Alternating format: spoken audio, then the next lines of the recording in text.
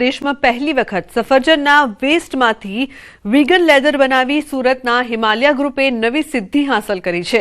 હિમાચલ પ્રદેશમાં Apple juice processing બાદ બચતો waste ફેંકવો ગેરકાયદેસર બનતા હિમાલયા ગ્રુપે સંશોધન શરૂ કર્યું। વર્ષોના રિસર્ચ બાદ આ વેસ્ટમાંથી મજબૂત અને ટકાઉ વીગન લેધર તૈયાર કરવામાં આવ્યું છે। કંપનીએ આ પ્રોડક્ટ માટે ટ્રેડમાર્ક મેળવવાની પ્રક્રિયા પણ શરૂ કરી છે। સુરતના ઉદ્યોગકારોની આ પહેલ વેસ્ટ મેનેજમેન્ટમાંથી નવી ઇન્ડસ્ટ્રી ઊભી કરી રહી છે અને સસ્ટેનેબિલિટીની દિશામાં મહત્વપૂર્ણ પગલું સાબિત થઈ રહ્યું છે। તો આવો જાણીએ આ ઇન્ડસ્ટ્રી વિશે। આજના યુવાનો ચામડાની વસ્તુના ખૂબ જ શોખીન હોય છે, પણ આ ચામડાની વસ્તુ ક્યાંક મોંઘી અને આ વસ્તુ બનાવવા માટે કેટલાક જીવની હત્યા કરવામાં આવતી હોય છે। પણ સુરતના એક યુવક રવિ દેસાઈએ એ પ્રકારનું લેધર તૈયાર કર્યું છે કે જે વેસ્ટમાંથી બને છે। રવિ દેસાઈ આપણી સાથે છે, સીધા વાત કરીએ। જીવ હત્યા એ એક ખૂબ જ દુઃખદ અને એક ખૂબ જ ચિંતાજનક વિષય છે। આજના સમયમાં કે જ્યારે લોકો વિગન દિશા તરફ વળી રહ્યા છે ત્યારે તો એ ખૂબ જ મોટો વિષય બની ગયો છે। અમારું હિમાચલ પ્રદેશમાં અમારી કંપનીનું ફૂડ પ્રોસેસિંગ ડિવિઝન છે। ત્યાં અમારું 4.5 લાખ લીટર કેપેસિટીનું એપલ જ્યુસ એક્સટ્રેક્ટિંગ લાઇન્સ છે।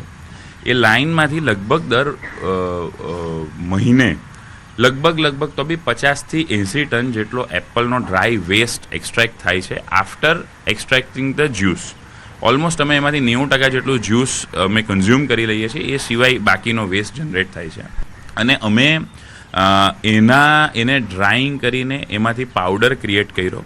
એ પાવડર એ રીતનો ક્રિએટ કર્યો કે જેમાંથી લેધર ક્રિએટ થઈ શકે। એ પાવડર આ બે પ્રકારના પાવડર છે અમારી પાસે।